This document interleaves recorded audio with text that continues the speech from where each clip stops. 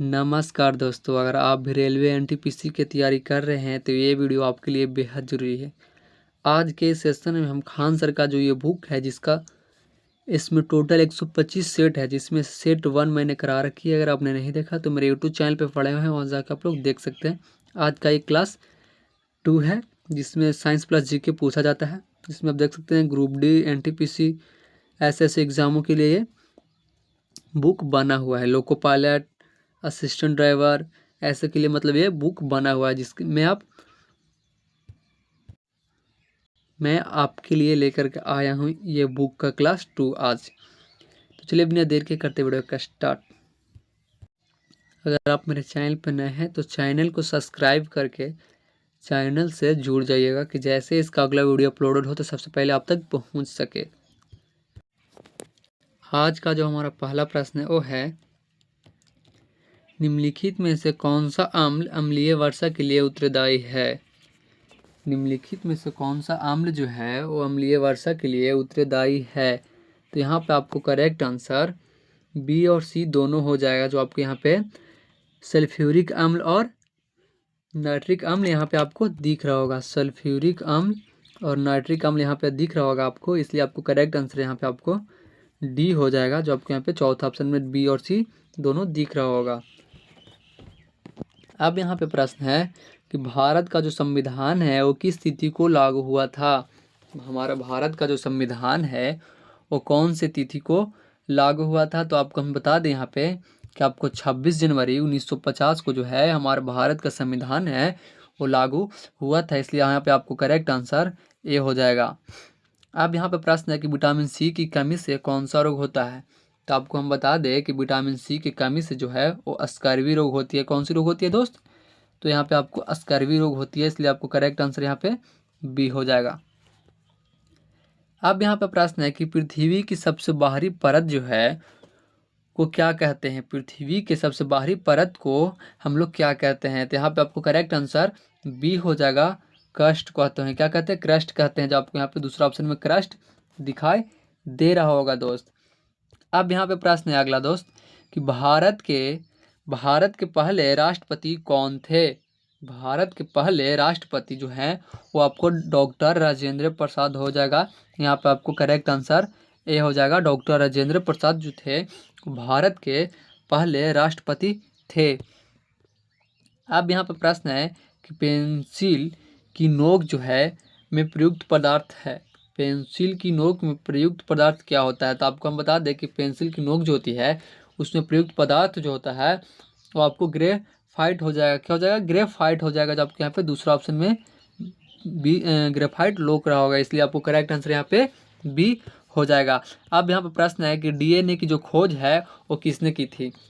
DNA की जो खोज है वो आपको यहाँ पे वाटसन और क्रिक ने किया था। जो आपको यहाँ पे पहला ऑप्शन में वाटसन और क्रिक दिख रहा होगा। अब यहाँ पर प्रश्न है कि फूलों की जो घाटी है वो किस राज्य में है।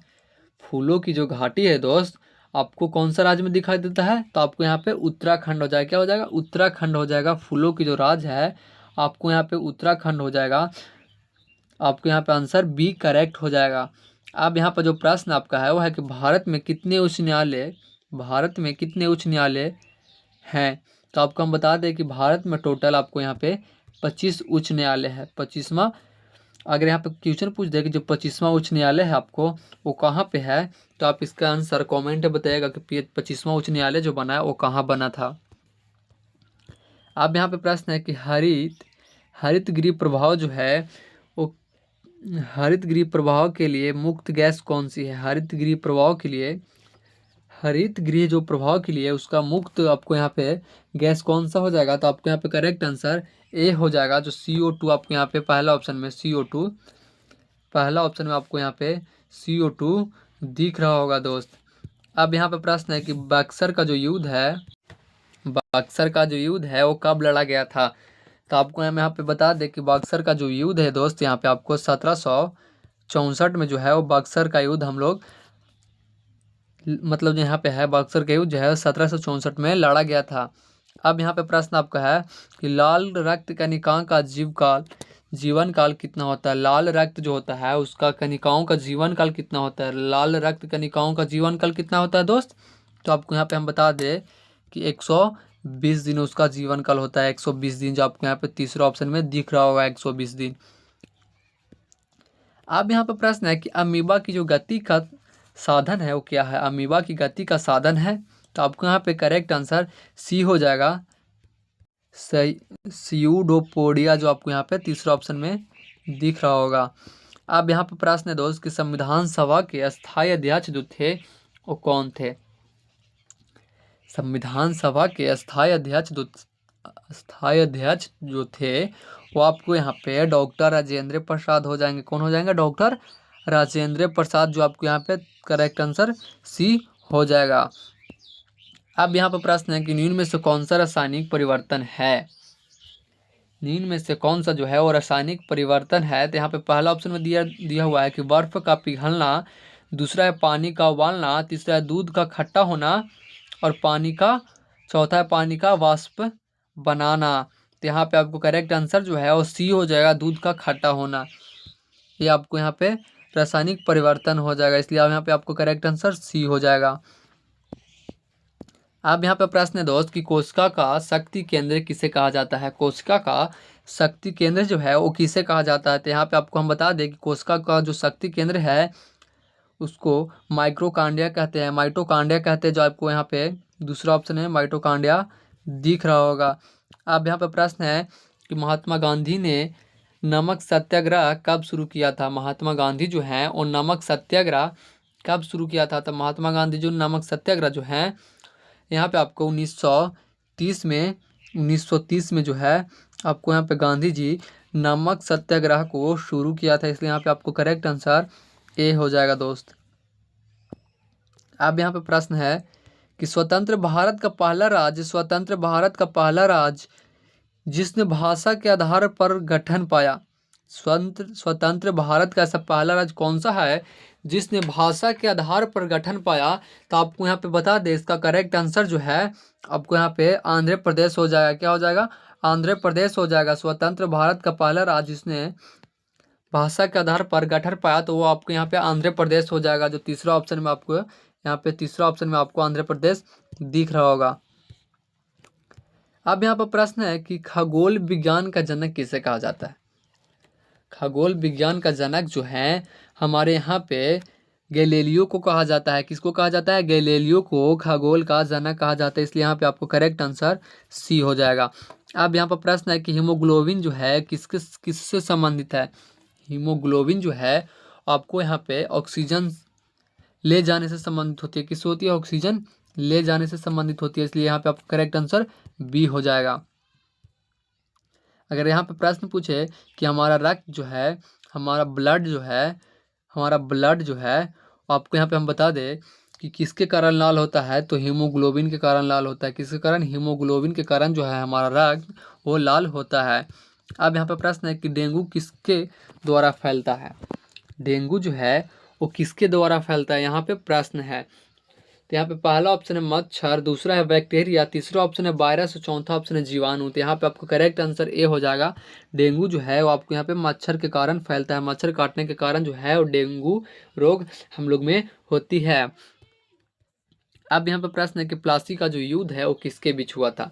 बिल्कुल ही मोस्ट इंपॉर्टेंट क्वेश्चन है कि प्लासी का जो युद्ध है दोस्त वो किसके बीच हुआ था। तो यहाँ पे ऑप्शन है अंग्रेज बनाम मुगल के द्वारा, अंग्रेज बनाम मुगल, दूसरा है यहाँ पे अंग्रेज बनाम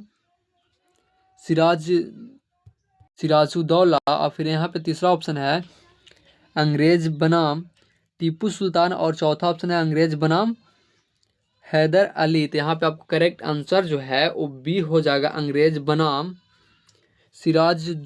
सिराजुद्दौला, जो यहाँ पे आपको यहाँ पे दूसरा ऑप्शन में दिख रहा होगा। अब यहाँ पे प्रश्न है दोस्त कि भारत में कुल कितने केंद्रीय विश्वविद्यालय हैं 2024 तक। भारत में कुल कितने जो हैं केंद्रीय विश्वविद्यालय हैं 2024 तक। तो आपको यहाँ पे हम बता दें कि जो 2024 तक केंद्रीय विश्वविद्यालय जो हैं भारत में यहाँ पे आपको 54 हो जाएंगे। कितने हो जाएंगे, 54 हो जाएंगे। यहाँ पे आपको तीसरा ऑप्शन में 54 दिख रहा होगा। अब यहाँ पे अगला प्रश्न है कि सूर्य का ऊर्जा स्रोत जो है, सूर्य का जो ऊर्जा स्रोत है वो क्या होगा। तो सूर्य का ऊर्जा स्रोत जो है दोस्त यहाँ पे आपको नाभिकीय संलयन हो जाएगा। क्या हो जाएगा? नाभिकीय संलयन हो जाएगा, जो आपको यहाँ पे तीसरा ऑप्शन में दिख रहा होगा। अगर आपने अब तक मेरे चैनल को सब्सक्राइब नहीं किया है तो प्लीज़ मेरे चैनल को सब्सक्राइब करके मेरे चैनल से जुड़ जाइएगा, कि जैसे इसका क्लास 3 अपलोडेड हो तो सबसे पहले आप तक पहुंच सके। क्लास 1 मैंने करा रखी है, आज क्लास 2 हो रहा है, कल क्लास 3 होगा, ऐसे करके एक वीडियो डेली अपलोडेड होगा। तो प्लीज़ मेरे चैनल को सब्सक्राइब करके चैनल से जुड़ जाइएगा कि सारे वीडियो आप तक पहुँच सके। अब यहाँ पे है कि भारत में GST कब लागू हुआ। भारत में जो है वो GST कब लागू हुआ, तो आपको हम बता दें कि भारत में जो GST है 1 जुलाई 2017 को हुआ था। 1 जुलाई 2017 को हमारे भारत में GST लागू हो गया था। अब यहाँ पे प्रश्न है कि मानव शरीर में सबसे लंबी हड्डी, यहाँ पे आपको हम बता दें कि जो मानव शरीर में सबसे लंबी हड्डी होती है, ये तो सबको ही पता होता है कि मानव शरीर में सबसे लंबी हड्डी कौन सी होती है। तो इसका आंसर जो है आप लोग कॉमेंट में बताइएगा। इसका आंसर जो आप लोग है वो कॉमेंट में बताइए कि इस मानव शरीर में जो है वो सबसे लंबी हड्डी कौन सी होती है, तो आप लोग कमेंट में बताइए। ये सबको ही पता होता है। अब यहाँ पे एक DPT वैक्सीन किसके लिए दी जाती है। DPT वैक्सीन जो है वो किसके लिए दी जाती है। तो DPT वैक्सीन जो आपको हम बता दें कि ये डिप्थीरिया, पुटसिस, टिटनस, ये सब के लिए जो है वो DPT की वैक्सीन दिया जाता है, इसलिए यहाँ पे करेक्ट आंसर आपको C हो जाएगा। अब यहाँ पे प्रश्न है कि इंडियन नेशनल कांग्रेस की स्थापना कब हुई थी। इंडियन नेशनल कांग्रेस की जो स्थापना हुआ था कब हुई थी, तो यहाँ पे आपको हम बता दें कि इंडियन नेशनल कांग्रेस की जो स्थापना है वो 1885 में हुआ था। 1885 में हुआ था। अब यहाँ पर प्रश्न है कि भारत में सबसे लंबी नदी जो है वो कौन सी है। तो भारत की सबसे लंबी नदी जो है, यहाँ पर आपको करेक्ट आंसर B हो जाएगा, गंगा नदी। भारत का सबसे लंबी नदी तो गंगा नदी होती है। अब यहाँ पे प्रश्न है कि रक्त का जो pH मान होता है वो कितना होता है। तो रक्त का जो pH मान होता है दोस्त, यहाँ पे आपको हम बता दें कि रक्त का pH मान जो होता है वो 7.4 होता है। कितना होता है? 7.4 होता है, जो आपको यहाँ पे तीसरा ऑप्शन में देखने को मिल रहा होगा। अब यहाँ पे प्रश्न है कि भारत में पंचवर्षीय योजना जो है वो कौन बनाया था। भारत में पंचवर्षीय योजनाएं कौन बनाया था। तो यहाँ पे आपको करेक्ट आंसर B हो जाएगा, नीति आयोग या पूर्व में योजना आयोग। नीति आयोग या पूर्व में योजना आयोग जो है वो पंचवर्षीय योजना बनाए थे, इसलिए आपको यहाँ पे करेक्ट आंसर B हो जाएगा। अब यहाँ पे अगला प्रश्न है कि निम्न में से कौन सी प्रवर्तक सतह है। निम्न में से कौन सी प्रवर्तक सतह है। तो यहाँ पे आपको करेक्ट आंसर B हो जाएगा, धातु। क्या? धातु हो जाएगा। निम्न में से कौन सी प्रवर्तक सतह है, तो धातु हो जाएगा यहाँ पे आपको। अब यहाँ पे अगला प्रश्न है कि पृथ्वी पर दिन रात क्या होते हैं। पृथ्वी पर दिन रात क्यों होते हैं। तो यहाँ पे आपको करेक्ट आंसर 33 के C हो जाएगा, घूर्णन के कारण। क्या? घूर्णन के कारण हो जाएगा, जो आपको यहाँ पे तीसरा ऑप्शन में देखने को मिल रहा होगा। अब यहाँ पे अगला प्रश्न है कि कोहिनूर हीरा कहाँ से प्राप्त होता है। कोहिनूर हीरा जो है वो कहाँ से प्राप्त होता है। तो आपको यहाँ पे हम बता दें कि यहाँ पे आपको करेक्ट आंसर A हो जाएगा, गोलकुंड से। कहाँ से? गोलकुंड से जो है वो कोहिनूर हीरा प्राप्त होता है, जो आपको यहाँ पे पहला ऑप्शन में देखने को मिल रहा होगा। अब यहाँ पे प्रश्न है कि कौन सा जीव 2 बार सांस लेता है। कौन सा जीव जो है वो 2 बार सांस लेता है। तो यहाँ पे आपको करेक्ट आंसर B हो जाएगा, उभयचर। क्या? उभयचर जो है वो 2 बार सांस लेता है। अब यहाँ पे प्रश्न है कि भारत की पहली महिला प्रधानमंत्री कौन बनी थी। भारत की पहली महिला प्रधानमंत्री जो है यहाँ पे आपको इंदिरा गांधी बनी थी। कौन बनी थी? इंदिरा गांधी बनी थी, जो आपको यहाँ पे दूसरा ऑप्शन में इंदिरा गांधी दिखाई दे रहा होगा। अब यहाँ पे प्रश्न है कि परमाणु संख्या 6 है, यह कौन सा तत्व है। परमाणु संख्या 6 है, बट यहाँ पे पूछ रहा है कि ये कौन सा तत्व है। तो यहाँ पे आपको करेक्ट आंसर C हो जाएगा, कार्बन है। क्या होगा? कार्बन हो जाएगा, जो आपको यहाँ पे तीसरा ऑप्शन में देखने को मिल रहा होगा। अब यहाँ पे प्रश्न है कि भारतीय संविधान में कुल कितने अनुच्छेद हैं। मूल रूप से भारतीय संविधान में कुल कितने अनुच्छेद हैं मूल रूप से। तो आपको यहाँ पे करेक्ट आंसर जो है A हो जाएगा, 395। कितना? 395। मूल रूप से कितने होते हैं? 395। वैसे कितने होते हैं, तो यहाँ पे आप देख सकते हैं दूसरा ऑप्शन में 448 यहाँ पे दिया हुआ है, ऐसे 448 हो जाएगा। वैसे मूल रूप से आपको यहाँ पे 395 हो जाएगा। अब यहाँ पे प्रश्न है कि मनुष्य की आँखों में कौन से लेंस होते हैं। मनुष्य की आँखों में कौन से लेंस होते हैं। तो यहाँ पे आपको करेक्ट आंसर A हो जाएगा, उत्तल लेंस होता है। क्या होता है? उत्तल लेंस होता है, जो आपको यहाँ पे पहला ऑप्शन में उत्तल दिखाई दे रहा होगा। अब यहाँ पे प्रश्न है कि रेडियोएक्टिवता की खोज किसने की थी। रेडियोएक्टिवता की जो खोज है वो किसने की थी, तो यहाँ पे बेकरलेल किया था। किसने किया था? बेकररेल ने किया था, जो आपको यहाँ पे दूसरा ऑप्शन में देखने को मिल रहा होगा। अब यहाँ पे प्रश्न है कि सत्य में जयते लिया गया है। सत्य में जयते जो है वो कहाँ से लिया गया है, तो सत्य में जयते जो है यहाँ पे आपको उपनिषद से लिया गया है। कहाँ से लिया गया है? उपनिषद से लिया गया है, जो आपको यहाँ पे तीसरा ऑप्शन में देखने को मिल रहा होगा, उपनिषद। अब यहाँ पे प्रश्न है कि निचले सदन को क्या कहते हैं। निचले सदन को क्या कहते हैं, तो निचले सदन को यहाँ पे लोकसभा कहा जाता है। क्या कहा जाता है? लोकसभा कहा जाता है, जो आपको यहाँ पे दूसरा ऑप्शन में लोकसभा दिख रहा होगा। अब यहाँ पे प्रश्न है कि मानव शरीर में यूरिया कहाँ बनता है। मानव शरीर में यूरिया जो है वो कहाँ बनता है, तो मानव शरीर में यूरिया जो आपको यहाँ पे है वो लीवर में बनता है। कहाँ बनता है? लीवर में, जो आपको यहाँ पे दूसरा ऑप्शन में मिल रहा होगा। अब यहाँ पे प्रश्न है कि दिल्ली को कितने बार राजधानी बनाया गया। दिल्ली को कितने बार राजधानी बनाया गया, तो यहाँ पे आपको करेक्ट आंसर सी हो जाएगा, 3 बार। कितने बार?